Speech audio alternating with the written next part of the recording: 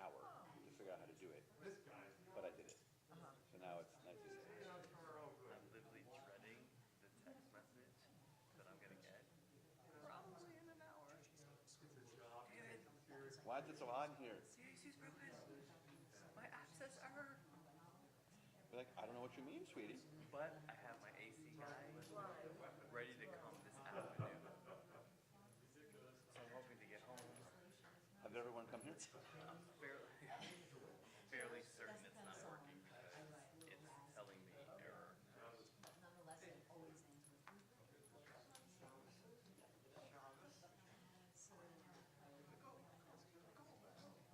See, that's what it's giving me. That's what it's giving me.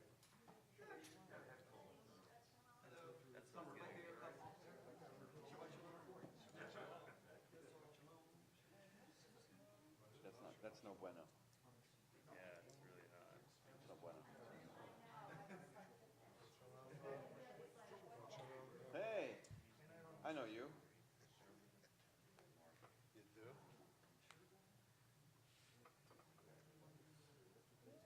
All right, let's rock and roll. Well, it's working. I was checking. It is working.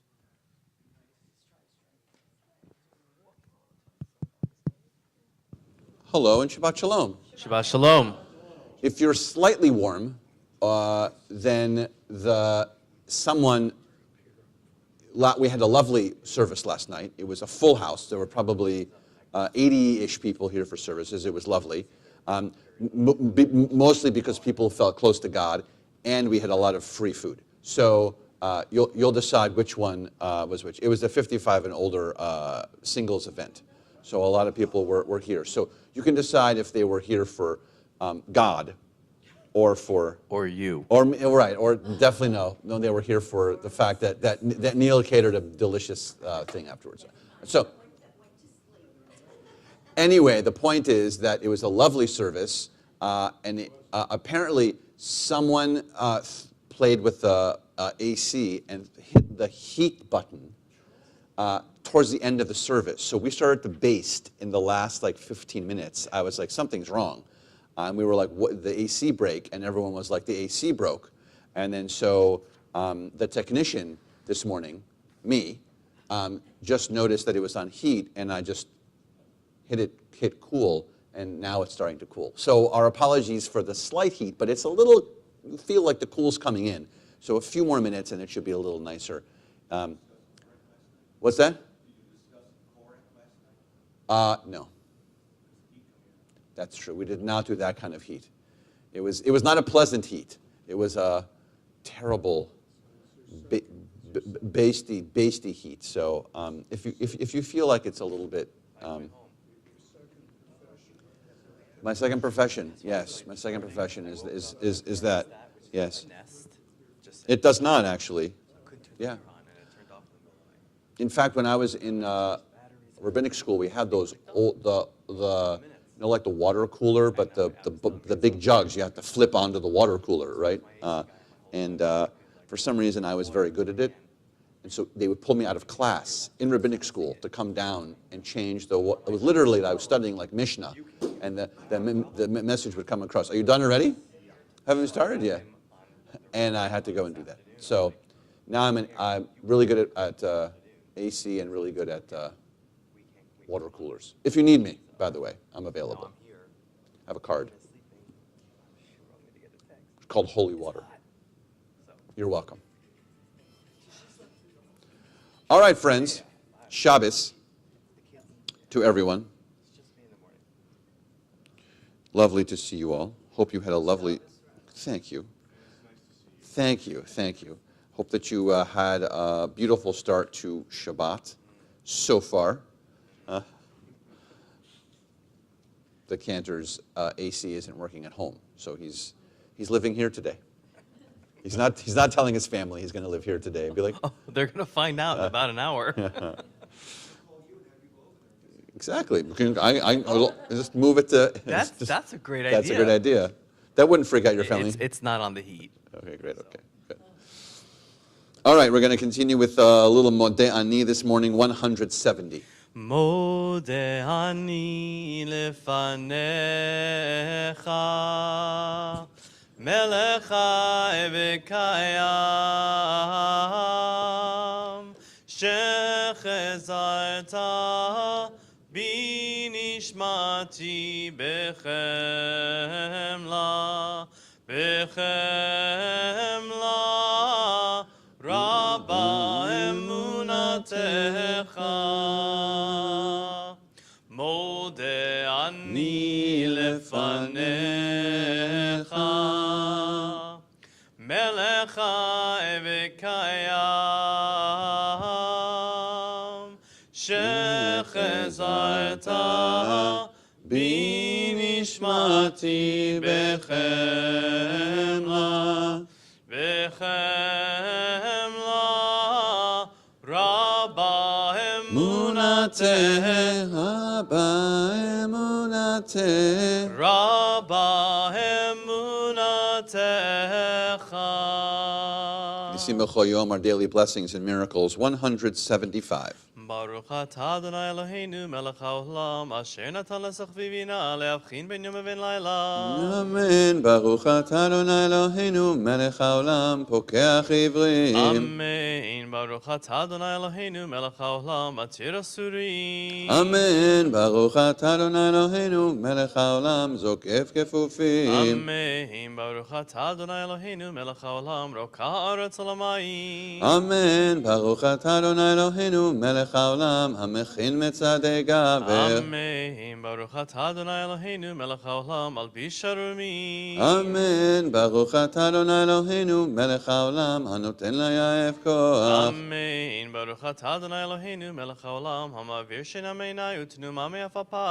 אמן. ברוך אתה אדוני אלוהינו מלך העולם שעשני בצלם אלוהים. אמן. ברוך אתה אדוני אלוהינו מלך העולם שעשני בן חורי. אמן. ברוך אתה אדוני אלוהינו מלך העולם שעשני ישראל. אמן. ברוך אתה אדוני אלוהינו מלך העולם עוזר ישראל בגבורה. אמן. ברוך אתה אדוני אלוהינו מלך העולם עוטר ישראל בתפארה. אמן.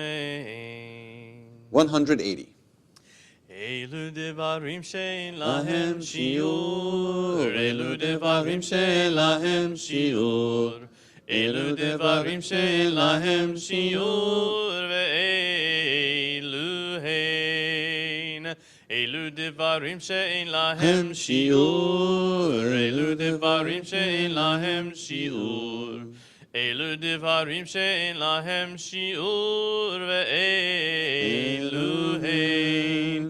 ועיבוד אבוהים וגמילות חסדים והשכמת בית המדרש שחרית וערבית והכנסת אורחים וביקור חולים והכנסת כלה ולוויית המת. אלו דברים שאין להם שיעור, אלו דברים שאין להם שיעור, אלו דברים שאין להם שיעור, ואלו הן. ועיון תפילה בהבאת שלום בין אדם לחברו ותלמוד תורה כנגד כולם. אלו דברים שאין להם שיעור, אלו דברים שאין להם שיעור, אלו דברים שאין להם שיעור, ואלו הן. אלו דברים שאין להם שיעור, אלו דברים שאין להם שיעור, אלו דברים שאין להם שיעור, ואלו הן. Let's get to Zimra 183. Baruch she'amar ve'aya olam. Baruch Hu. Baruch Oseh v'Reshit. Baruch Omer ve'oseh. Baruch Gozer Umkayem. Baruch Merachem al haaretz. Baruch Marachem al Habriot. Baruch Meshalem Sachar Tov L'Re'av. Baruch Chailad v'Kayam LaNetzach. Baruch Podeh Matzil Baruch Shemo. Blessed is the one who spoke and the world came to be. Blessed is the one. Blessed is the one who continually authors creation. Blessed is one whose word is deed. Blessed is the one who decrees and fulfills. Blessed is the one who's compassionate towards the world. Blessed is the one who's compassionate towards all creatures. Blessed is one who roars irreverent. Blessed is the one who exists for all time, ever enduring. His name. Baruch atah Adonai, Melech Melech mehulal v'tishbachot. We continue right in the middle of page 192, Shochen Ad. Shochen ad marom v'kadosh shemo v'chatzuv ranenu tzadikim Adonai הישרים נאווה תהילה בפי ישרים תתהלל ובדברי צדיקים תתברך ובלשון חסידים תתרומם ובקרב קדושים תתקדש ובמקלות רבבות עמך בית ישראל ברינה יתפאר שמך מלכנו בכל דור ודור ישתבח שמך לעד מלכנו האל המלך הגדול והקדוש בשמיים ובארץ ברוך אתה אדוני אל מלך גדול בתשבחות אל ההודעות אדון הנפלאות הבוחר בשירי זמרה מלך אל חיי העולמים יתגדל ויתקדש שמי רבה בהולמה דברה חירותי וימליך מלכותי בחייכון וביומייכון ובחיי דכל בית ישראל בגלה ובזמן קריב וימרו אמן יהי שמי רבה מבורך לעולם לא מעלמיה יתברך יתברך וישתבח ויתפאר ויתרומם ויתנשא ויתהדר ויתעלה ויתהלל שמי דקדושה בריחו לעילה מן כל ברכתה ושירתה תושבחתה ונחמתה תמירן בעולמה וימרו Amen. We continue with the Baruch Hu 195. Together we stand. Baruch Hu et Adonai HaMevorach Baruch Adonai HaMevorach Le'olam va'ed Baruch atah Adonai Eloheinu melech haolam yotzer or v'choshech oseh shalom uvoreh et hakol. We continue, please be seated, we continue Ahava Rabbah on page 198. Ahava Rabbah Haftanu Adonai Eloheinu Chemla Gedola V'Tzera Chamalta Leinu Ba'avur Avoteinu ואימותינו שבטחו בך ותלמידיהם חוקי חיים והארנו בתורתך ודבק ליבנו במצוותיך ויחד לבבינו לאהבה וליראה את שמך ולא נבוש ולא ניכלם ולא ניכשל לעולם ועד כי בשם כל קודשך הגדול והנורא בתחנון נגילה ונשמחה נגילה ונשמחה בישועתך ברוך אתה אדוני הבוחר בעמו ישראל באהבה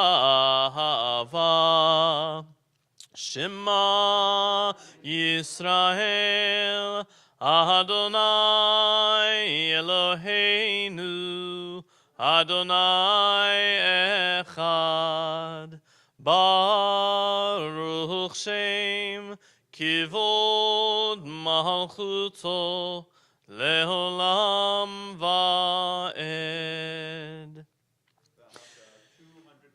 ואהבת את אדוני אלוהיך בכל לבבך ובכל נפשך ובכל מאודיך והיו הדברים האלה אשר אנוכי מצווך היום על לבביך ושיננתם לבניך ודיברת בם בשבתך בביתך ובלכתך בדרך ובשוכבך ובקומך וקשרתם לאות על ידיך והיו לטוטפות בין עיניך וכתבתם על מזוזות ביתך ובשעריך ויאמר אדוני אל משה לאמור דבר אל בני ישראל ואמרת עליהם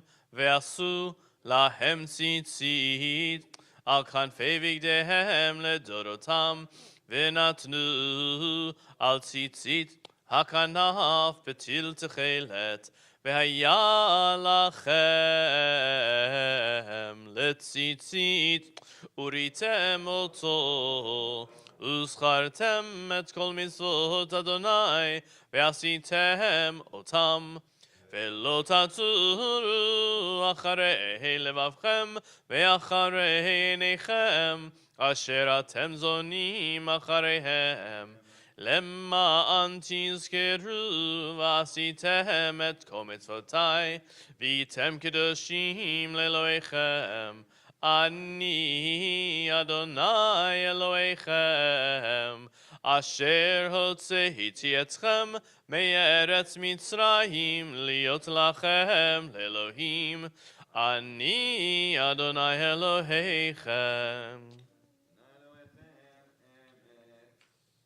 We continue with our song of redemption, Micha Mocha, page 204. מי כמוך באלים אדוני, מי כמוך נדר בקודש, נורא תהילות עושה פלא, שירה חדשה שבחו גאולים, לשמך שפת הים יחד כולם הודו והמליכו ואמרו אדוני ימלוך לעולם ועד.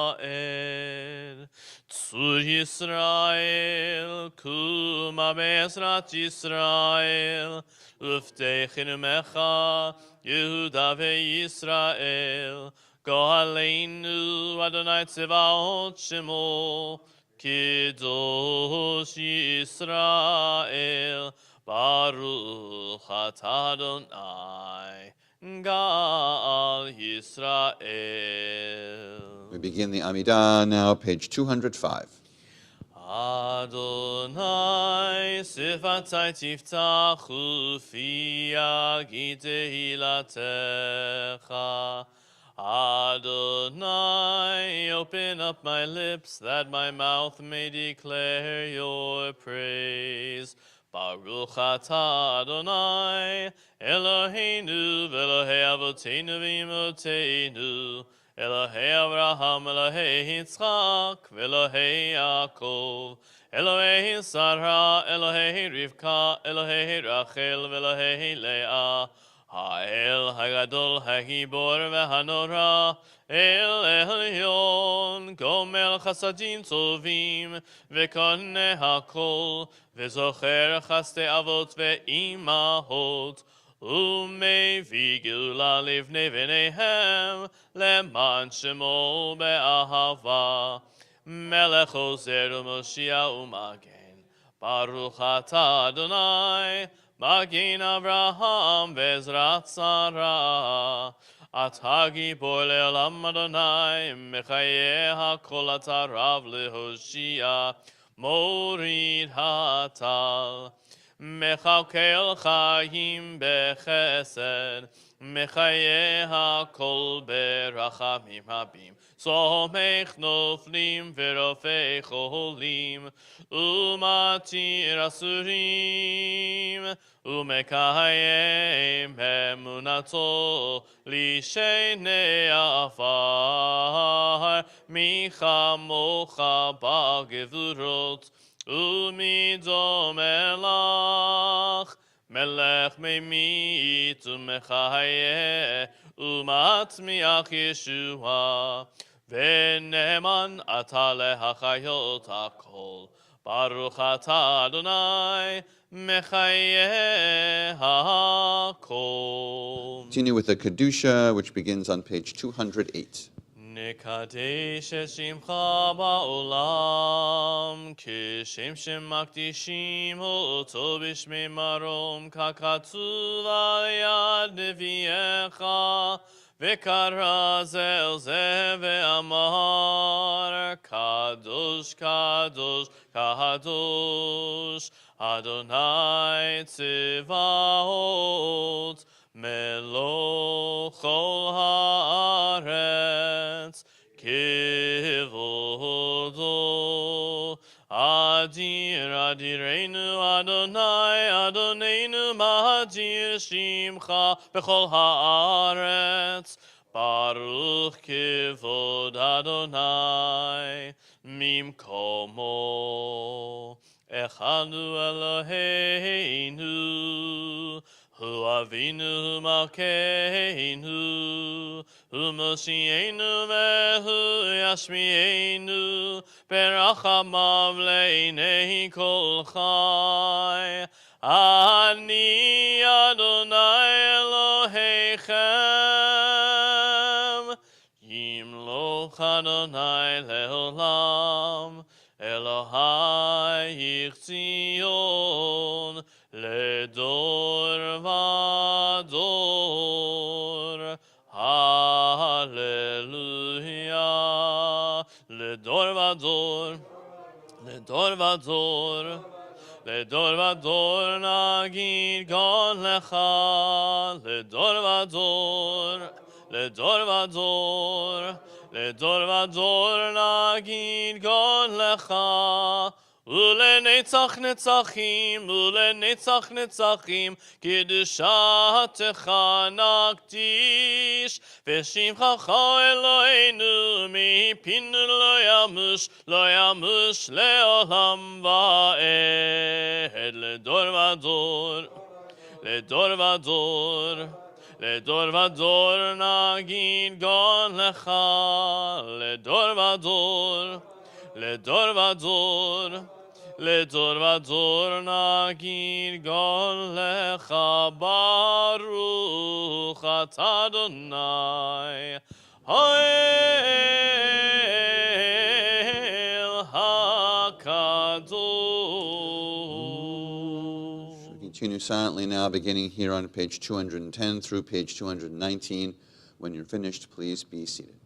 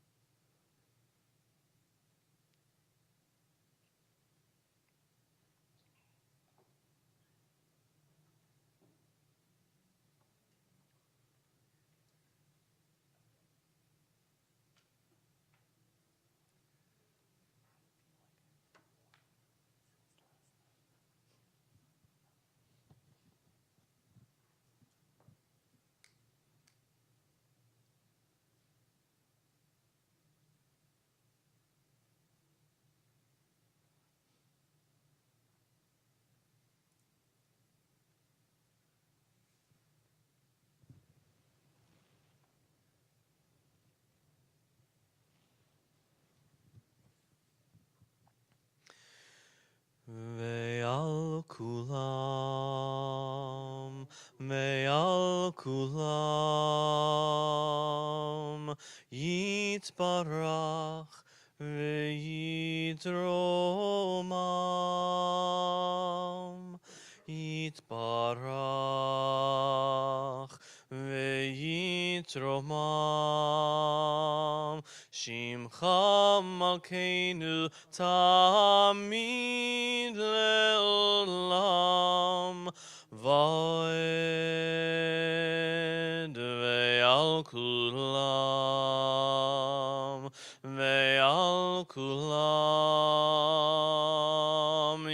Yitbarach Ve'yitromam Yitbarach ve'yitromam Shimcha Malkeinu Tamid Le'olam Va'ed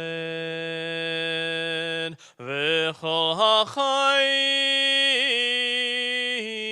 Yoducha Selah V'hallelu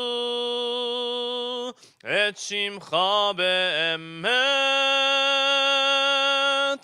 Ha'el Yeshuateinu Ve'ezrateinu Ezrateinu Selah Ve'al kulam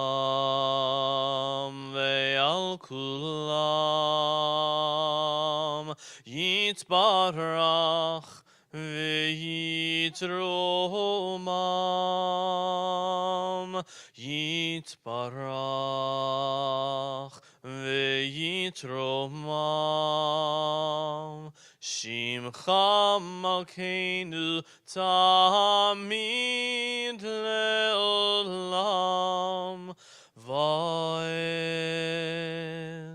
Baruch Ata Adonai Hatov Shimcha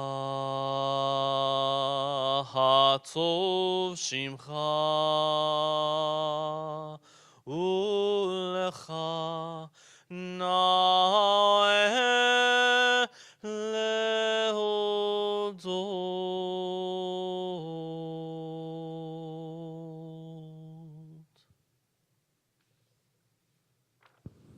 We continue with Seder Kriyat HaTorah. The Surah is referring the Torah 244.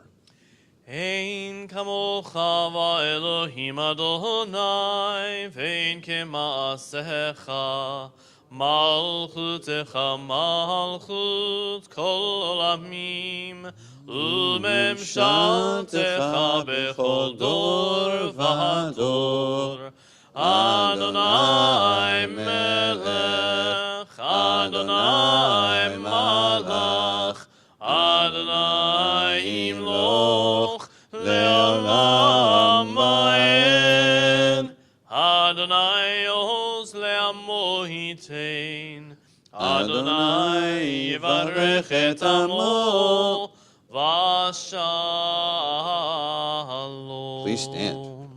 Av harachamim eitiva v'tzoncha et Zion tivneh chomot Yerushalayim ki bechol levad batachnu melech Elram v'nisa Adon olamim 246. Ki mitzion teitze Torah, Ki mitzion teitze Torah, Udevar Adonai mirushalayim, Baruch shenatan Torah, Torah Baruch Shenatan Torah Torah Le'amo Yisrael B'Kedushato Shema Yisrael Adonai Eloheinu Adonai Echad Echad Eloheinu Gadol Adonenu Kadosh Shemo Gadlul Adonai iti Uneramema Shemo Yachtav Lecha Adonai HaGedula VeHaGevura VeHaTiferet VeHaNetzach VeHaHod Ki chol bashamayim uvaret, Ki chol bashamayim uvaret, Lecha Adonai hamamlacha ve'amit nahasei lechol rosh. Romemu, Romemu, Adonai Eloheinu, Vehishtachavu, Vehishtachavu, Ladom Raglav Kadoshu, Romemu, Romemu, Adonai Eloheinu, Vehishtachavu, Vehishtachavu, Lehar Ki kadosh Adonai Eloheinu. Please be seated. We continue now with a little Torah chanting. Torah portions called Ekev. Ekev, we're in Deuteronomy 7:12. Torah portions called Ekev 7:12. 7:12. Deuteronomy.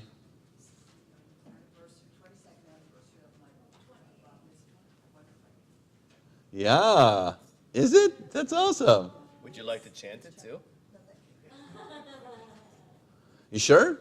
Absolutely. All right. How about the Haftorah?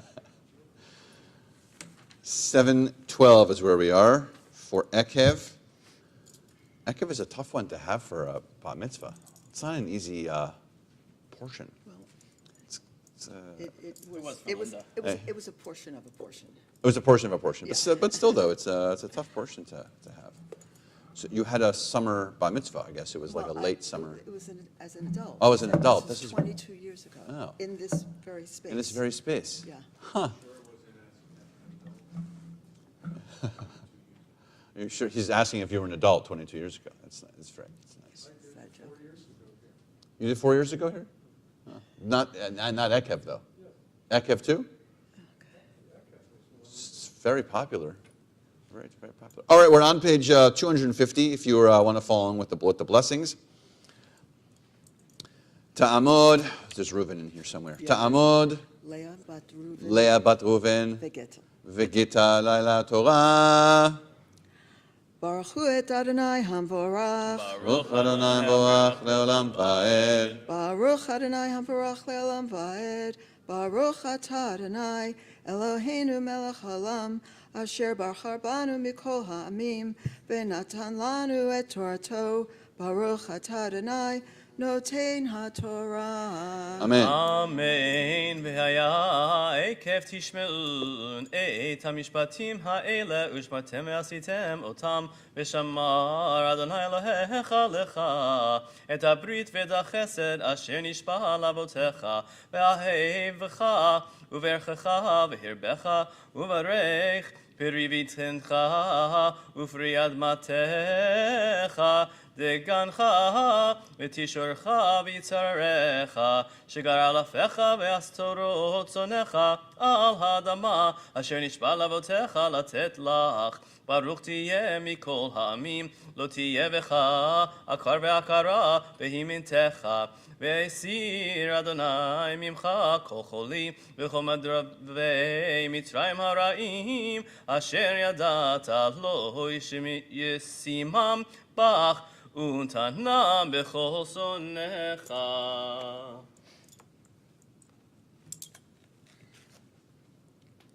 Baruch atah Adonai Eloheinu melech haolam asher natan lanu Torah emet v'hayei olam nata betochenu Baruch atah Adonai noten haTorah. Amen. Yasher koach. Mazel tov. That's how many years you said? 22. 22. Mwah. Mazel tov. That was fabulous.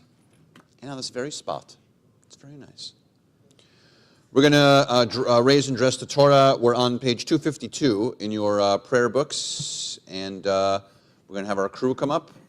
And we're going to try, we got a brand new Torah stand donated by the Kleiman family. We dedicated it yesterday. We're going to give it a shot. This will be the first time we're ever going to use it. We'll see. We're going to see how it does. We'll see how it stands.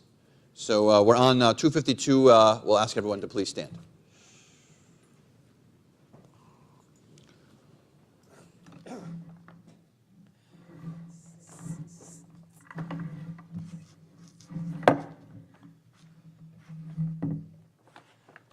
וזאת התורה אשר שם משה לפני בני ישראל על פי אדוני ביד משה. תורה, תורה, תורה, תורה, תורה, תורה, תורה, ציווה לנו משה. תורה, תורה, תורה, תורה, תורה, תורה, תורה, ציווה לנו משה. Torah, Torah, Torah, Torah, Torah, ציווה לנו משה. Torah, Torah, Torah, Torah, Torah, ציווה לנו משה. Torah, Torah, Torah, Torah, Torah, Torah, Torah, ציווה לנו משה. Torah, Torah, Torah, Torah, Torah, Torah, Torah, ציווה לנו משה. Torah, Torah, Torah, Torah, Torah, ציווה לנו משה. Torah, Torah, Torah, Torah, ציווה לנו משה. Torah, Torah, Torah, Torah, Torah, Torah, Torah, ציווה לנו משה. Torah, Torah, Torah, Torah, Torah, Torah, Torah, ציווה לנו משה. Torah, Torah, Torah, Torah, Torah, ציווה לנו משה. Torah, ציווה לנו משה. Torah, Torah, Torah, Torah, Torah, Torah, Torah, ציווה לנו משה. Torah, Torah, Torah, Torah, Torah, Torah, Torah, ציווה לנו משה. Torah, Torah, Torah, Torah, Torah, Moshe, Torah, Torah, ציווה לנו Moshe. How many Jews does it take to put a Torah in a Torah scroll?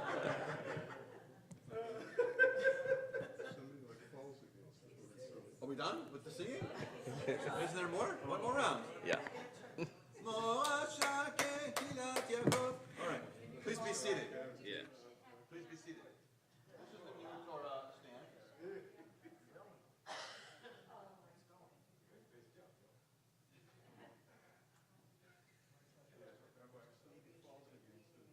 No one's going to fall against it. We worked on it. It's going to stay. Hopefully. Okay. Are you done singing? Yes. Yeah. You sure? It's very pretty. It's very pretty. Yeah. Okay, friends, so we're in the Torah portion of Ekev, but we are not going to be in 7, so we're going to go right to 8. We are skipping 7 today. I feel like we talk about 7 a bunch of times, so we're gonna go to chapter 8. So we're in chapter 8 of Ekev, same Torah portion, just now at chapter 8.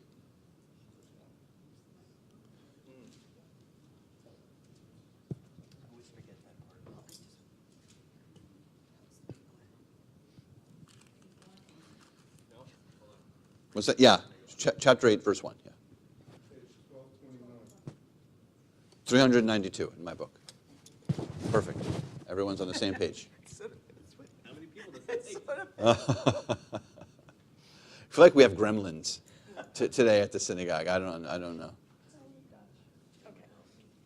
Although it finally cooled off. I feel like it's finally actually it's better. It's better. It's better now. 8-1. 8-1. What's that? Yeah. Okay. Let's do our blessing. Baruch atah Adonai Eloheinu melech haolam asher kidshanu b'mitzvotav v'tzivanu la'asok b'divrei Torah. Please.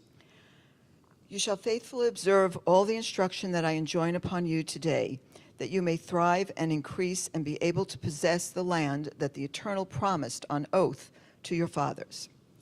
Remember the long way that the Eternal your God has made you travel in the wilderness these past 40 years, in order to test you by hardships, to learn what was in your hearts, whether you would keep the divine commandments or not. God subjected you to the hardship of hunger and then gave you manna to eat, which neither you nor your ancestors had ever known, in order to teach you that a human being does not live on bread alone, but that one may live on anything that the Eternal decrees. The clothes upon you did not wear out, nor did your feet swell these 40 years. Bear in mind that the Eternal your God disciplines you just as a householder disciplines his son. Therefore, keep the commandments of the Eternal your God, walk in God's ways, and show reverence. Okay, thank you. Okay, so, first of all, we're in the Torah portion called Ekev. What does Ekev mean? Heal. Yeah, it means like heal, because you hear the name of our patriarch. What was his name? That has the word heal in it. Yaakov, exactly. So it's the same root in Yaakov. Why was Yaakov named Yaakov? Why was Jacob named Jacob? Because he was grabbing the heel. He was grabbing the heel of his brother Esau. Good, excellent, good. Just a little quiz, just a little get the cobwebs out. We were several books earlier. Right, so yes.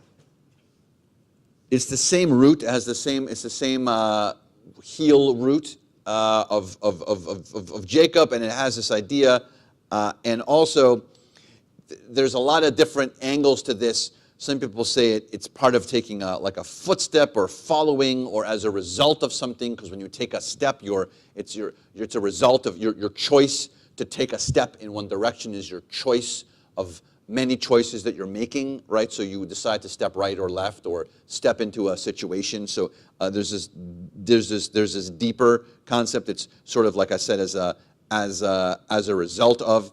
Some people take the each letter of Ekev, the Ayin, the Kuf, and the Bet, Ekev, and then some people add a Yod to it, and so now it says Ikvi, and Ikvi also means consistent.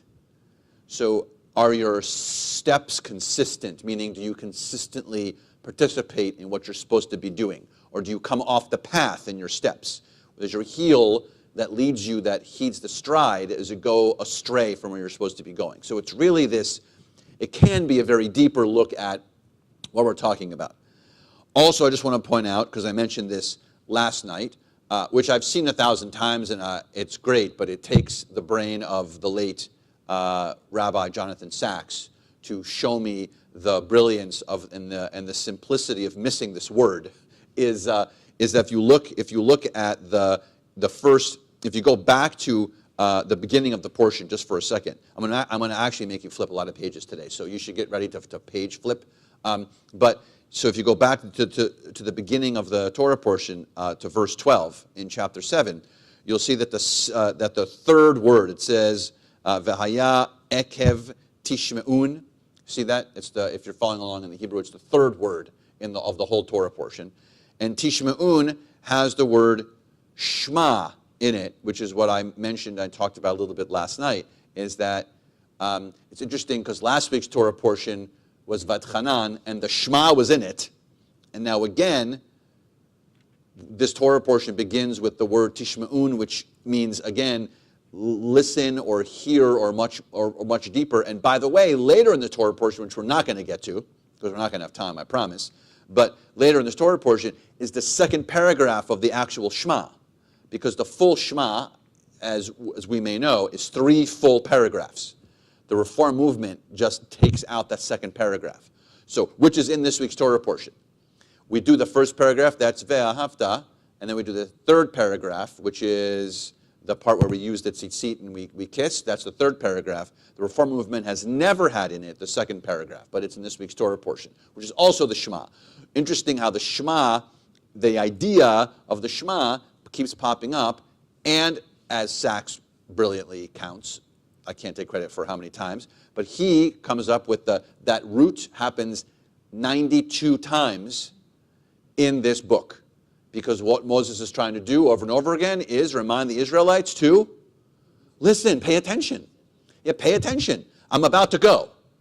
You're not going to have me here. I'm 120. So listen, pay attention, focus. I'm trying to show you what's right. Yes? Rabbi, that third word in Tishma'un has a shrub, which gives it one of the best emphasis on the compilation. Yeah, it's true. It has like this good downward. It's I think it's a revi'i is what the trope is called. So we'll have the cantor verify for official when he gets back. But ooh, yeah, it's a revi'i. Yeah, I'm pretty sure. Yes, nice. So there's a nice emphasis on that. Listen, people, and it's a collective. If you look at the Hebrew, the construct of the grammar also says, y'all listen. We don't have that construct in English. The closest thing we have is y'all should listen. It's a collective. Yeah, who was going to say? Yeah. I'm confused about something. Go ahead. Okay, so obviously last year we did this portion, and something hit me. What? The same thing last year? So something changed, and it was one of these things. I've been coming here 3 years, and this hit.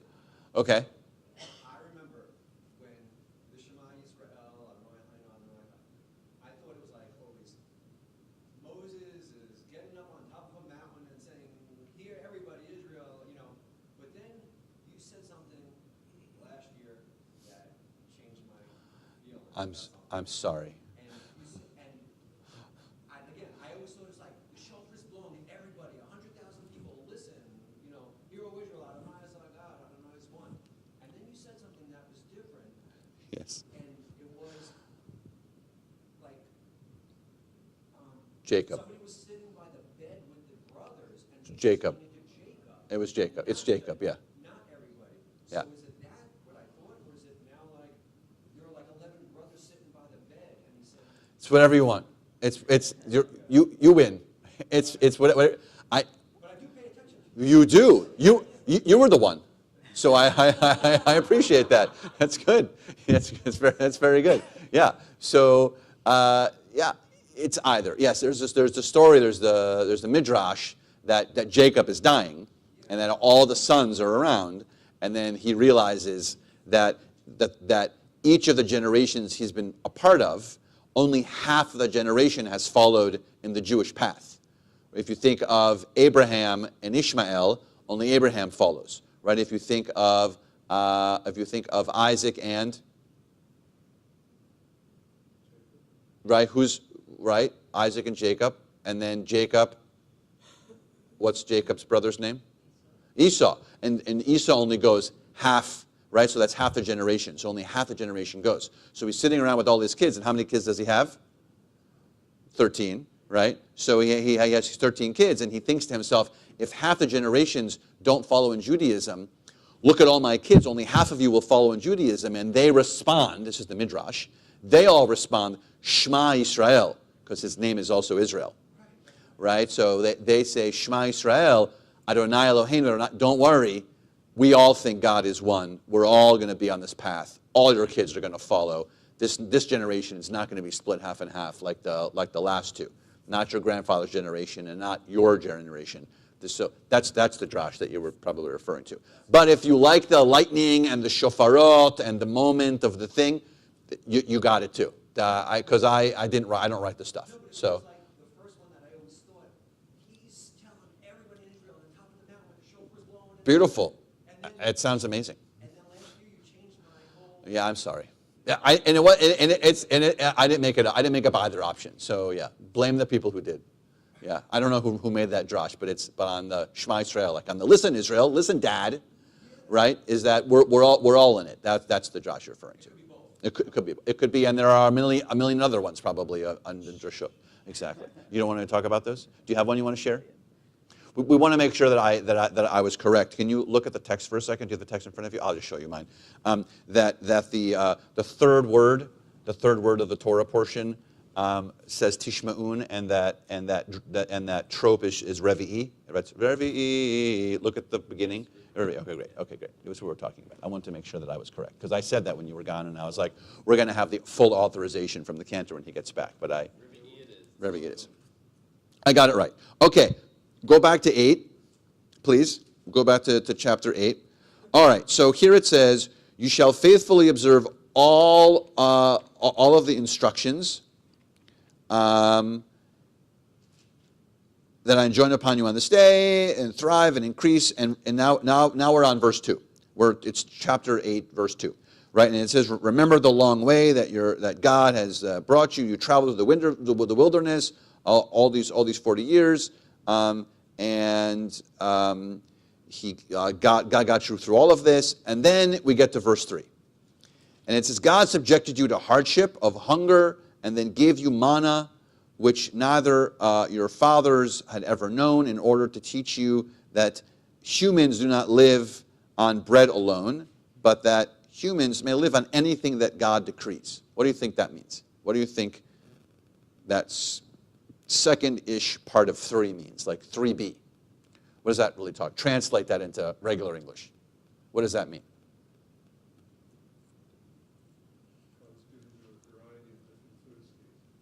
Okay, well, I mean, yes, eventually that's true, right? But in terms of manna, there's only one thing. So yeah, Amy, yeah? And you're next.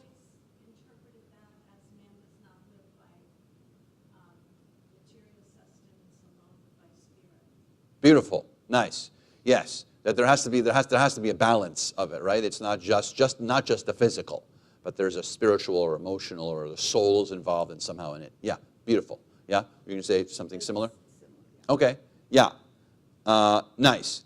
And then, do we buy it though? Where it says it's to teach us that humans do not live on bread alone, but that we can live on anything that God decrees. Do we buy that? Do we like that? You do? Adapt or die. Okay. Nice. Okay. Yeah? It's keeping a connection with God. It's not just from what you do, from what you grow or earn or whatever. Uh-huh. It's through the decree of God, so it's still keeping that connection. Nice. Very nice. Thank you for that, because we're about to follow up on that concept in a few minutes. But yeah, so yes. Right, it's, well, I'll fast forward, because we're about to talk about it, right? It's coming up in a few Torah portions that we're going to talk about the first fruits. It's in a couple of weeks. The first fruits of the harvest, and we talk about the fact that if we were farmers, all of us, and we had our own crop of, I don't know, cherries or something, that we would buy a piece of land, we would till it properly, we would prepare it the best we can, we would buy the best seeds, and then we would either have a watering system that we made ourselves, or that we would, if we didn't have watering systems because it was 100 years ago, we would rely on the rain for it, and then we would grow these beautiful orchards, whatever, are they called orchards for cherries? I don't know. Thank you. So cherry orchards, sorry, exactly, thank you. So cherry orchards, and then yay, we did a great job. And then what we're going to find out in a couple of weeks is you can't do anything with it. You can't eat it. You can't sell it. You have to donate it. It belongs to God. Why? Why? Was that? Yeah, because none of that was yours. You didn't do any of that. You might have put some stuff together, but you didn't make the seed, you didn't make the ground, you didn't make it rain, you might have hooked up a watering system, mazel tov, but the water, you didn't create the water, right? The water is a natural thing. So it's this concept that's going to be set up, by the way, for us in the next couple of verses, that we're living on what God provides for us. It's what we got. Otherwise, right? Do you think the sandwich that we put together, the sandwich that we put together beautifully on our countertop with the bread and the mayo or the mustard, however you make your sandwiches, with the nice pickle on the side and whatever you put in the middle with the nice turkey sandwich, and then you take that bite and you think to yourself, I made this. You made none of it, right? So this is why traditionally a lot of people who are a little more on the ultra-Orthodox side will utter a minimum of 100 blessings every day. A minimum of 100 blessings, because you're supposed to be thankful for everything. So every sip of water you take, you didn't do that. You didn't make that. So it's the beginning of this concept here. And what is Moses doing through God? Listen to what I'm telling you. Don't wake up one morning and think to yourself, I did this. Just me. I acquired this empire by myself. Don't ever think that. Because listen is what Moses is saying. Pay attention. Because you're going to forget. You're going to forget. I promise you will. Don't. Because you're going to wake up one morning and think, this is all me. I'm fabulous. Which we are. But if you're not balanced in the thinking of where it comes from, and then it's lost. So someone will say something. Your hand was up. Go ahead. I was really going to just say that's why we say blessings before or after eating, and Yeah. You said that, but I think the word that I remember stood out to me. 22 years ago? Yeah. Nice. Okay. Well, haughty. Don't be haughty. Don't be haughty. Exactly. And I think that really captures it. And Yeah. don't be haughty in your life. When things, when you have a lot. Yeah. And forget what's really important with the core values that Yeah. that God gave. Yeah. Yeah. Yeah.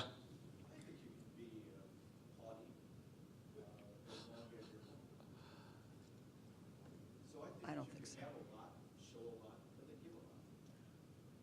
Yeah, but having a lot is not being haughty. Haughty is being a show-off about it. Okay, well, we disagree. These walls are a perfect example of that. How we built these and how we recognize people for what they give. We're doing a campaign right now where we can recognize people for what they give. We give, and I don't mind recognition. I mean, to me, I think you can. We're thankful that God gave us the ability to do things, but like I take a lot of risk in what I do. It would not be comfortable for you to take that kind of risk. And then if I'm going to appreciate what I've gotten and I'm willing to share it and give, it's called philanthropy or whatever else. I don't think it's making fun. I think the fact that you do it is kind of thanking God for giving something. I think that the second, I actually think there's very little difference to what you're saying, as long as there's an appreciation for the fact that you're giving, even for what you have. Meaning, if you are haughty and you think, I have a lot of good stuff, and then you're full stop, that's the problem. If you're haughty and you have a lot of good stuff, but then you realize, with my good stuff, I can also help the community and help those, I think that the balance then starts to, and this is what God is trying to say, is that don't just live on the concept of, I did this myself. That there has to be a balance to say, you didn't. You didn't do it yourself. Yeah. Softening my approach, which is kind of obvious. But what I'm saying is, You're next, Amy. I'm able to buy a huge house. Yeah, of course. And you should. And also willing to give back to, willing to pay it forward and giving back. Sure. I think that balance is kind of. There's no crime in being rich. There's no crime in being rich. It's just hypothetically, I'm just saying. There's no crime in being rich. It's just that at some point, particularly as Jews, right? This is the Jewish response is we're also obligated to tzedakah. We're not asked to. God doesn't say, maybe when you come around to it, you should give a little money. No. By the way, in the same Torah portion that I talked about the first fruits, in the same one, 3 paragraphs later, it talks about tithing, because the Jews created tithing. We don't tithe anymore. It's not a requirement of the Jewish people. The Mormons are required to tithe, by the way. But we used to require the tithing. So in the history of Judaism, we required 10% of whatever you had. It was required. See? Gross or net, exactly. So definitely gross. The question was gross. So, but it's a different gross. But yes, that's 2 paragraphs after that. In a couple of weeks, it's going to talk about that. It's going to talk about. I think it's in Kitavo. I'm pretty sure that that's not that far away from now. Is that balance of the tithing that you're required to give it? This is why, by the way, if you ever walk into a Mormon temple, before they seal it, you're allowed to take a tour of them before they seal it. You're like your mouth is dragging on the floor the whole time because you cannot believe the richness on every corner that you see of the inside. If you ever are anywhere and there's signage that you can tour a Mormon temple before they seal it, take the hour tour and do it. It's stunning. It is amazing. And not only do people give because they want to, but they're also required to. So 10% of your earnings, like you'll show up at your Mormon temple and you show them your bank statements, and they take 10% of your earnings. So, and you're happy to because you're a Mormon, and then you get to be in these beautiful temples. So, Congregation B'nai Israel is we're switching to that, by the way. So thank you. We're going to go through the 10%. No. So. Yeah. Go ahead. You're all listening to the same sermon, and what's resonating with me is intention. Because in giving, a philanthropist might be viewed as evil or self-aggrandizing because people may be judging and perceiving that this person's giving to the wrong political party, so he's going to do great evil with his, beneficence. Yeah. So I think we've gotten a long way away from the text, and it's hard to know what someone's intention is when they give. And someone who has very little who gives may be making the greatest sacrifice unknown to anybody. Absolutely. So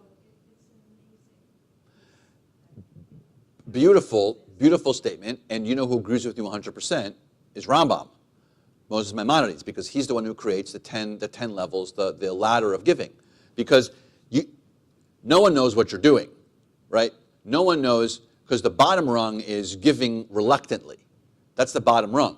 But no one knows if you're giving reluctantly or you're not. It just could be the bottom rung, and it could just be, like, I don't know, like you could just say, like, fine, here, I have $1 million, take $1 million, but because you're nudging me so much, I'd rather you stop calling me, take $1 million. Or is it the person on the side of the road, by the way, that we see with a sign that says, hungry, you can see, and then whether you open your window or you don't, or you give them $1, I'll say for some people it's lovely, for some people it's reluctant. You're like, ugh, fine, you're standing here and you're inconveniencing me in my air-conditioned car, and so I want to give you $1. Right? So it's interesting because to go towards that, to go towards your intention. And I think, by the way, that's going to happen for us here in a moment too, and we're going to get there. The last thing I'll say before we transition to maybe help, I don't know, and keep us in the same spot or not, is that I always wear a ring. I wear it every single day. My wedding ring is here, but I wear this ring every single day. It's the same ring that hypothetically King Solomon wore, and King Solomon wore not this ring, but the same ring that King Solomon wore. And it says in Hebrew, it says there's a long story. I can tell you the long story one day. But I'll tell you the brief example is it says Gamza Yavor. It says 3 Hebrew words. This too shall pass. And he wore it because the story is that when he was down, when there was pain for him or loss for him or just sadness for him overall, he would look at the ring and he would think to himself, this too shall pass. But when he was at the top, the richest, the most famous, the most wonderful, he would look at the ring and he would think to himself, this too shall pass. Gamze Yavor. And so that's how he lived his life. So he tried to be the most balanced king. If you do the research on King Solomon, that he tried to live that way his whole life, and every time he would look down at the ring and he would think, this too shall pass. So focus, this moment's going to pass. The celebration's going to pass. Whatever it is that you're doing, it's going to pass. So soak in every moment, and if you're also down and things are terrible, this too shall pass. So that's how he lived his life. But we can talk about that. So there's the balance of understanding what you have.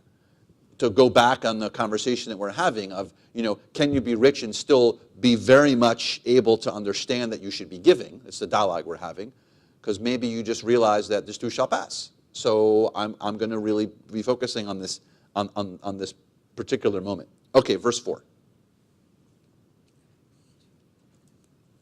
Chapter 8. Sorry, sorry. Am I right? Yes, chapter 8, verse 4. Okay, I thought I read that.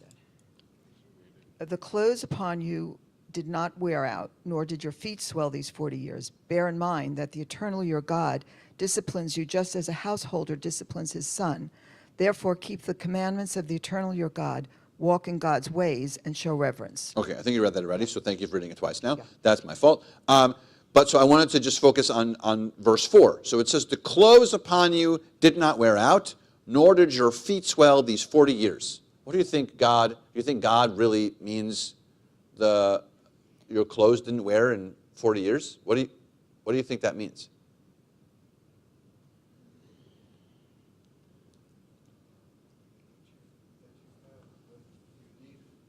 Yeah. But why mention this? There's a couple of angles on why mention clothes here? Isn't that odd? Because if people start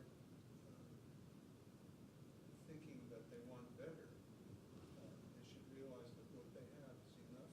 It's taken them through all this time and Okay. continue to take them through future times.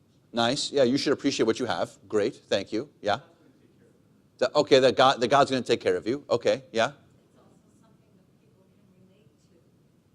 You don't worry about what they're going to put on when they get up or if their feet are swollen. It's true. That's very nice. And you're very worried about your clothes. You're worried about your clothes wearing out, right? And maybe you have a special outfit or a significant outfit that you keep. You don't throw it away ever, right? I mean, I'm just going to think about like a wedding dress, for instance. So I still have my wedding dress. So yes. The clothes to me are a shield of protection of God's safety, embracing us, wrapping around us. But it's also hiding our vulnerability and our nakedness and our humility. Nice. So we're just gonna to keep us awake for 5 minutes. I told you we're gonna do a couple of page turns. So keep this clothing concept in mind just for a second, and here we go for some page turning. You ready? We are gonna go. So hold your spot here, or don't, and then we'll come back to it. I'll show you where we are. But we're gonna go. We're jumping. Major jump. We're going to Genesis 9:23.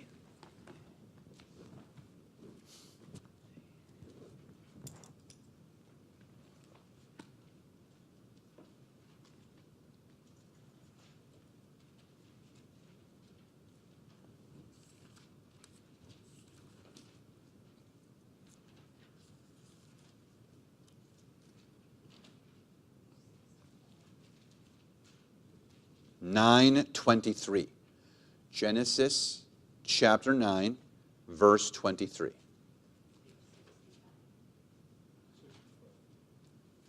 taking you back to little Noach. Taking you back to Noah a little bit. Why not?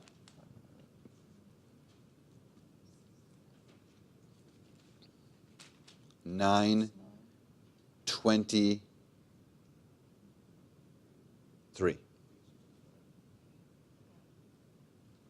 Ready? Shem and Japheth took a cloak and put it on both their shoulders. They walked backward and covered their father's nakedness.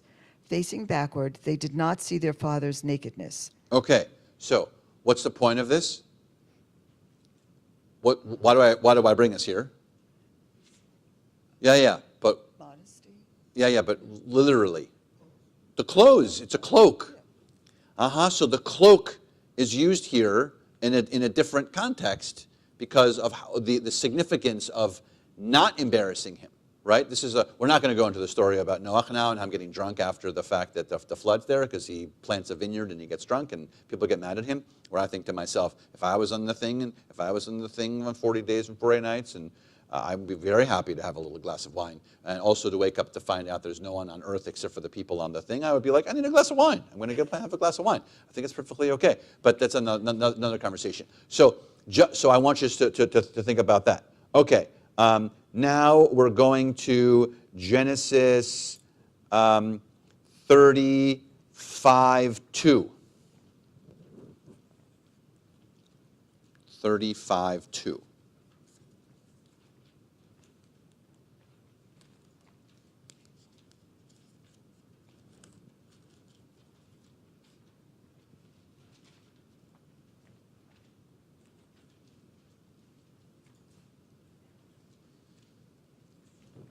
35:2. I want to make sure you're awake right now. I think all the lights are on. It seems a little dim in here, isn't it? I don't know. No? I don't know. It's dim in here. I want to make sure that everyone's awake. It was warm before. It's better now. Now everyone's conscious. Everyone, you ready? Yeah. All right. 35:2.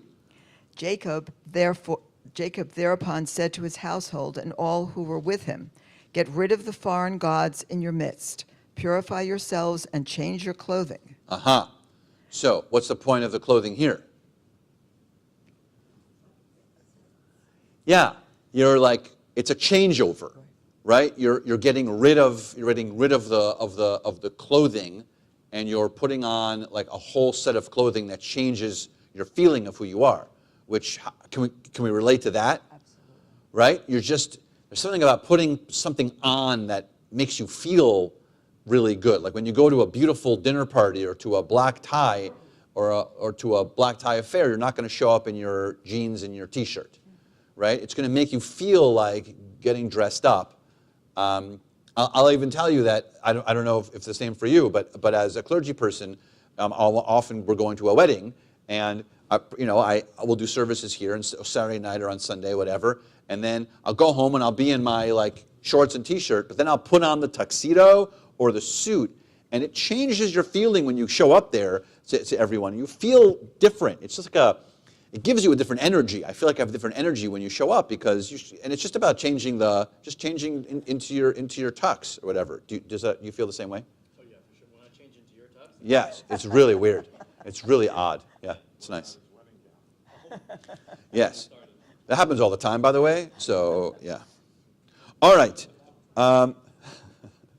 we're gonna go to Genesis 41:14.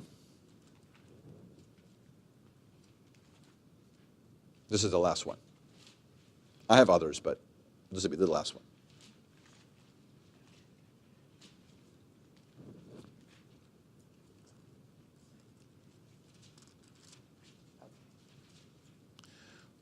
(41:14). This is the famous one, perhaps. This is the big one. Yes, please go ahead. So Pharaoh sent to summon Joseph. They hurried him from the pit. He shaved, changed his clothing, and came to Pharaoh. Okay, so this is the big one. What's the significance of this one? Right? Why is this one such a big deal? Came out of the dungeon, and who is he going to go see? The Pharaoh, the big guy. So it wasn't even his choice. It was the people who worked for the Pharaoh that said, you can't go and see the Pharaoh the way that you look. So we're going to cut your hair, we're going to give you a bath, and we're going to put these different clothes on you so that you're going to also feel different and present yourself. So it's not only for yourself, but also for someone else, that for them to look at you and say, really, you showed up dressed like this for this moment? There's an expectation also of this. So leave all this, come back to the Torah portion, and now come back to the significance that God says, the clothes upon you did not wear out. Like, I took care of you. The clothes, that same term, which is simla, which, by the way, modern Hebrew means a dress, like a dress, not a skirt, but a dress. That your outfit did not wear.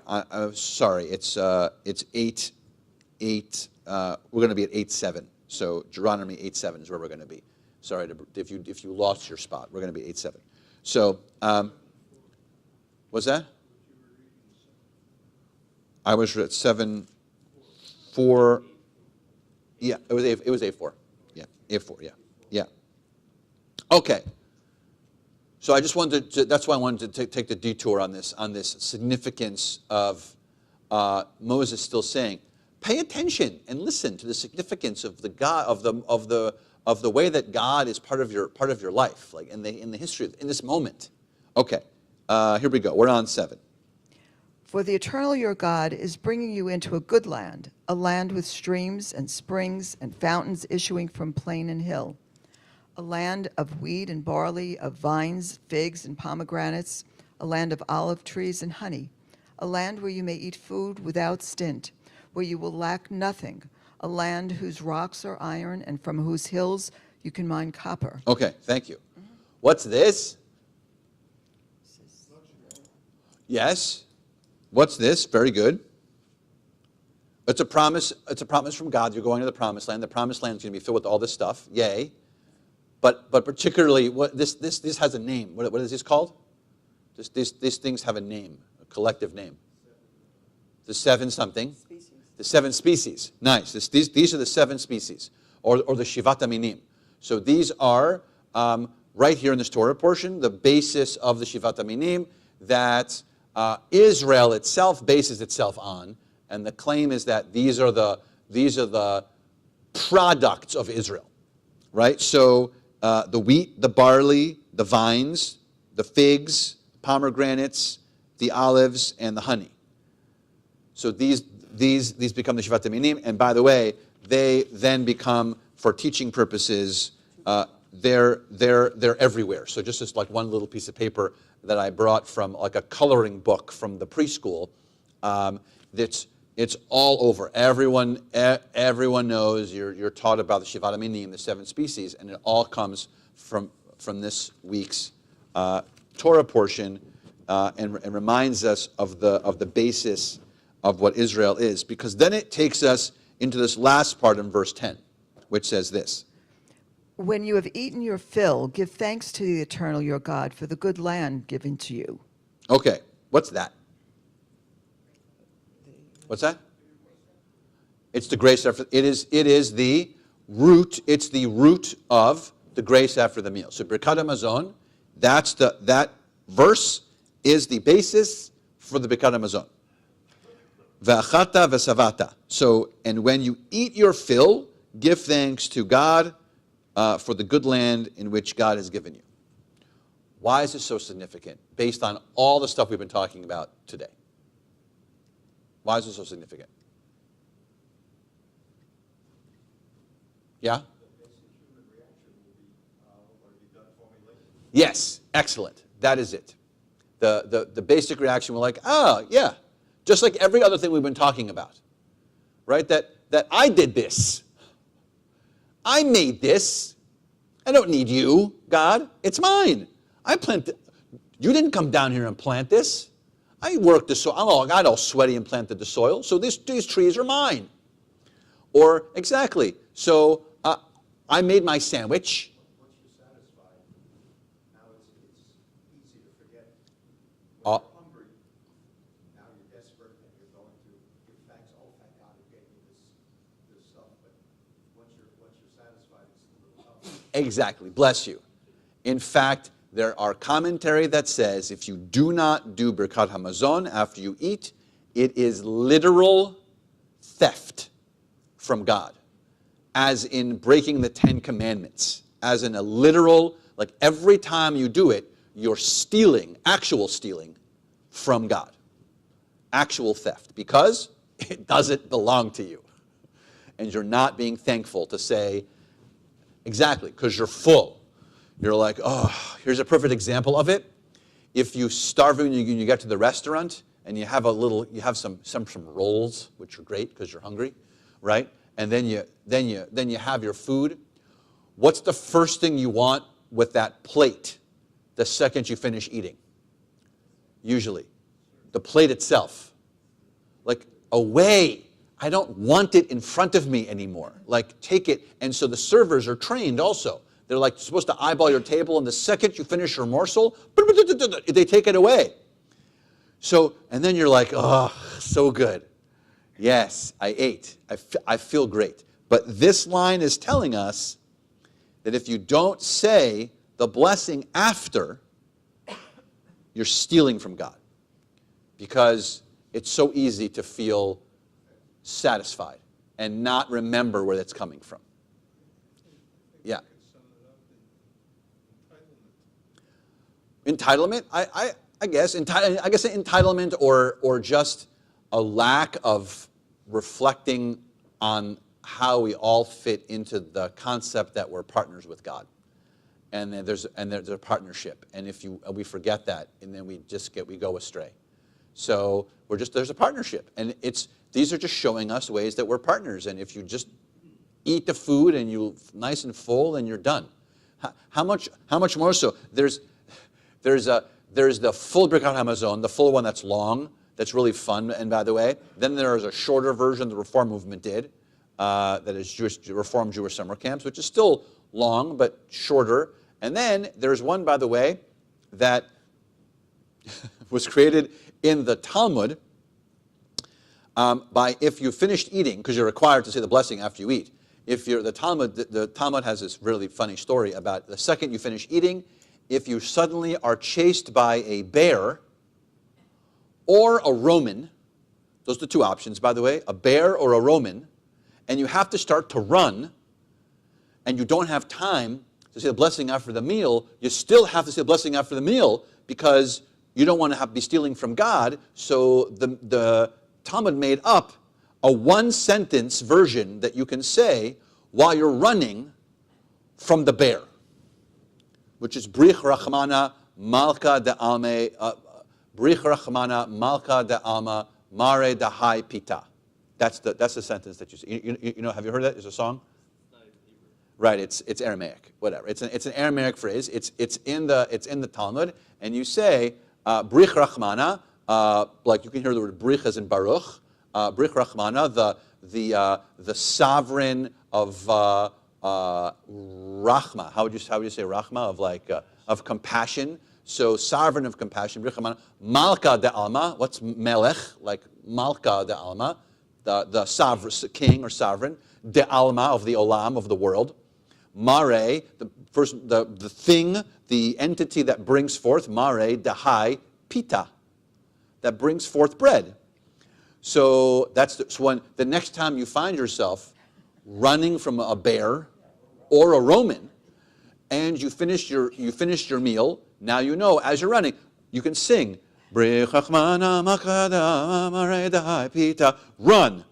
As you can be spraying the bear spray as you run when you're in the woods, and that's how you do it. It's very is the prayer. The bear is saying the motzi. Exactly. That's pre the meal. Exactly. It's pre the meal. Like lunch.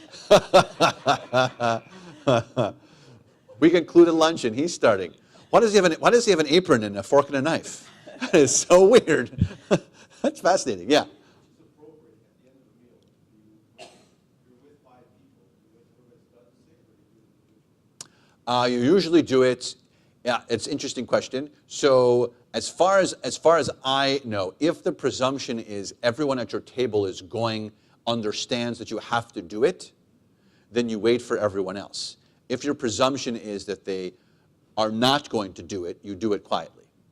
So I've been in company, by the way, with Orthodox people who, after they eat, make a presumption and they just start to go into it like silently, like on their own, because they don't know if the room is going to chime in and do it collectively. Because there's also, if you look at the structure of it, there are sections that you do that are there are parts for the community to take part in. If everyone knows it. If not, then you do it very quickly yourself. We've done this before at Jewish summer camp. We've done it for a week. We told the story of the bear, and then we did for a week, we did the little quick version, which the kids love, by the way, because that means that they were done with the blessing in a second, rather than read the paragraph. But if you go to Jewish summer camps, by the way, they have taken it on, and usually there's table banging and singing and the little tiny internal words that they say that aren't in Hebrew, but the hand turned and all this stuff. And so if you go to Jewish summer camps, because they required the blessing before and the blessing after, every time you eat, and they make it fun and creative and all that stuff, then the kids learn it. So, yeah. Okay. Your homework, which is difficult, actually, is for you to read. Oh no, this is not difficult. Sorry, your homework, because we're about to be done here, is to when you have a chance, read the second paragraph of the Shema. It's very interesting. It is where is it? Here it is. It's way at the end of the Torah portion. If it interests you, it's in chapter 11. And it's chapter 11, verse 13, just for you to look at if you want to. So chapter 11, verse 13 is the second paragraph of the Shema that doesn't exist in any Reformed liturgy anywhere. And there's a reason for it. If you read it, you'll see for your homework that there's a reason why the Reform movement decided not to include it in liturgy. Yeah.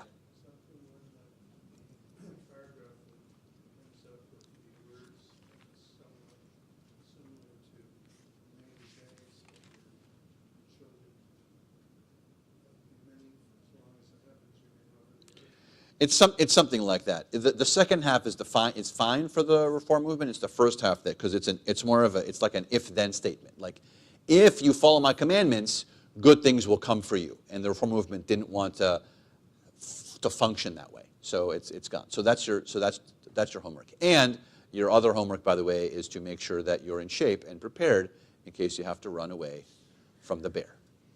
Shabbat shalom.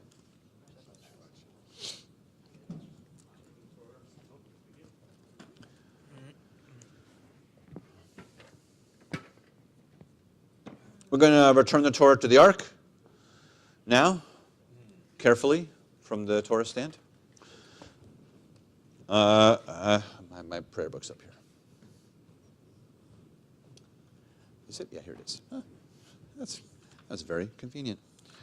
We are on page 256, and together, we're not going to do that yet. You can please be seated. Sorry, I forgot Mishaberach. So let's do Mishaberach 253 if you're going to follow along, if there's someone that you're thinking about and you want to share their name. Please share their name at this time. Are there Zoom people, by the way? Yes. Okay. Zoom, you guys want to go first for Mishaberach names?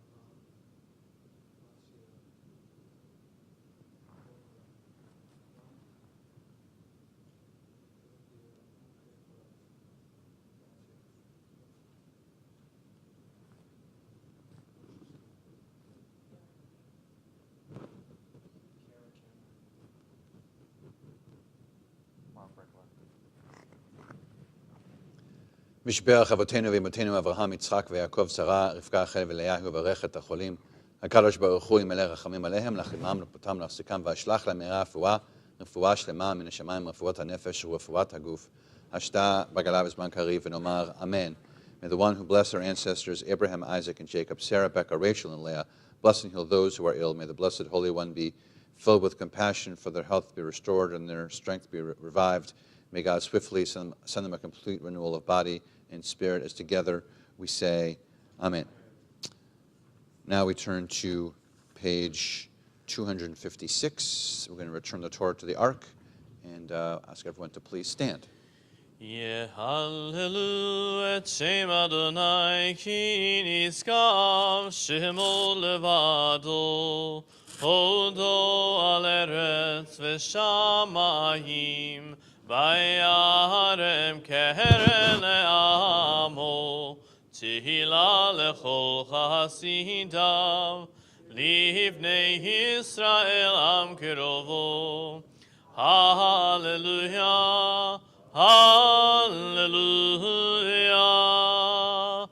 Eitz chaim hi lama chazikim ba v'tzomcheha meushar tiracheha darchei noam v'chol netivoteha Shalom,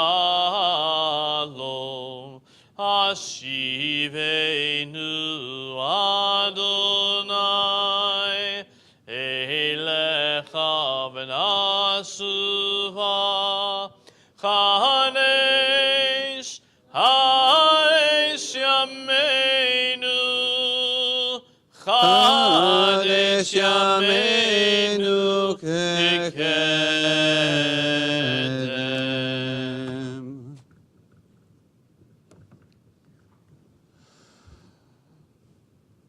Announcements. The last of our summer coffee and conversations is on the 16th. That one's with me. And then, of course, tickets for Andy Cohen are going on sale on the 31st. If you want to go see Andy Cohen, I would make sure that you are ready to jump online at 10 a.m. on the 31st to get tickets, because I think they're going to sell out extremely quickly. If it interests you. What else do we have going on? Yeah, the high holidays are definitely approaching. That is, they're looming. If you're interested, it's all set now. Our summer, our June Israel summer, our summer trip to Israel is all set. There's a big banner in the back there. If you want to scan the QR code, it'll take you right to registration for the Israel trip. We're going with Spanish River Church with our neighbors next door, so it's going to be an interfaith trip to Israel. It should be very nice. So if you or someone that you know might want to go, it's going to be a lovely trip with very nice hotels, very nice accommodations, and like I said, with our neighbors next door. And that's in June. And then, of course, it's our 40th anniversary, so the whole year is going to be full of all kinds of celebrations and special Shabbatot and some special surprises that we have for everyone throughout the year. So it's going to be our Ruby celebration, because apparently 40 years is Ruby. So I learned that, and so we're going to be celebrating. We continue with, is that it? It's probably good. We continue now with Aleinu 282. Aleinu l'shabeach l'adon hakol, latet gidula le'yotze bereshit, shelo asanu kigoyei ha'aratzot, velo samanu kimishpechot ha'adama, shelo sam chelkenu kahem, וגאור עלינו ככל המונם, ואנחנו קוראים ומשתחווים ומודים לפני מלך מלכי המלכים, הקדוש ברוך הוא. ונאמר, והיה אדוני למלך על כל הארץ. ביום ההוא יהיה אדוני אחד, ושמו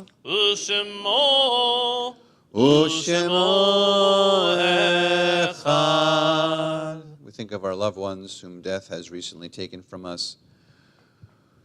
Those who have died in this season in years past, and those we have drawn into our hearts with our own. Zichronam livracha, may their memories be for a blessing. We mentioned the names in the period of Shloshim, the immediate 30-day mourning period. Yasmin Green, Eva Posner, and Gary Kane, and our yortzites that occur for us this Shabbat.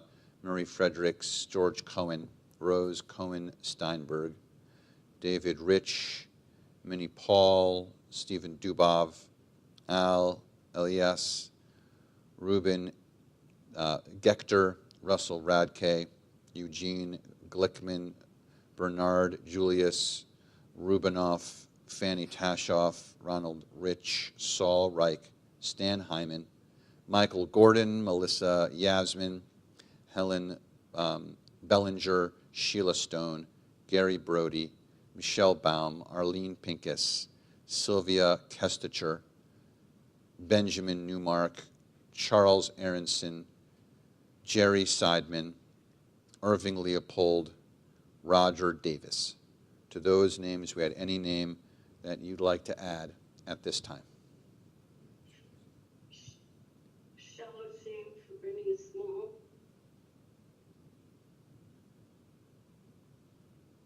Kadisha Tom 294. Yitgadal v'ikadash me'rabah, b'alma divrach riute v'amlich malchute, b'chaye echon v'yom echon v'chaye dechol beit Israel, b'agala v'izman kariv v'imru amen. Yehe shmei rabah mevorach leolam ulmei omaya, yitbarach v'ishtabach v'yitpa'a v'yitromam v'yitnaseh, v'yitadar v'yitale v'yitala shmei kodesha brichu. Le'ela min kol birchata v'shirata, tushbechata v'nechemata, damiran ba'ama v'imru amen. Yehe shlomo rabba min shemaya, v'chaim aleinu v'al kol Yisrael v'imru amen. Oseh shalom b'imromav, hu ya'aseh shalom aleinu v'al kol Yisrael v'imru amen. May the one who creates harmony on high bring peace to us and to all Israel as together we say amen. Please be seated. And we conclude this morning service with Adon Olam. Adon Olam. Adon Olam, Hashem alach, beterem kol yitzir nivra, leitnasa, v'chefso kol, azai melech shemo nikra. Adon Olam, Hashem alach, beterem kol yitzir nivra, leitnasa, v'chefso kol, azai melech shemo nikra. ואחרי לכלות הכל, לבעדו ימלוך נורא, והוא היה, והוא הווה, והוא יהיה בתפארה.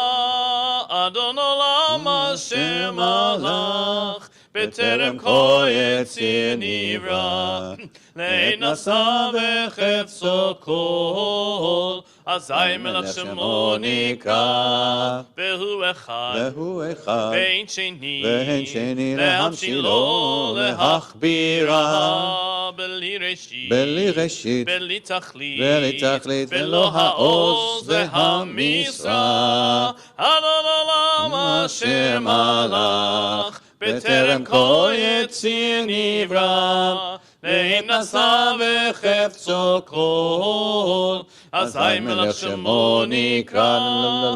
והוא אלי, וחי גואלי, וצוחב לי בעת צרה. והוא ניסי, ומנוס לי, מנת כוסי ביום מקרא. אדון עולם השם מלך, בטרם כל יציר נברא, לעת נשא וחפצו כל, אזי מלך שמו נקרא, בידו הפקיד רוחי בעת אישן ואעירה, ועם רוחי הביאתי אדוני לי ולא הירא.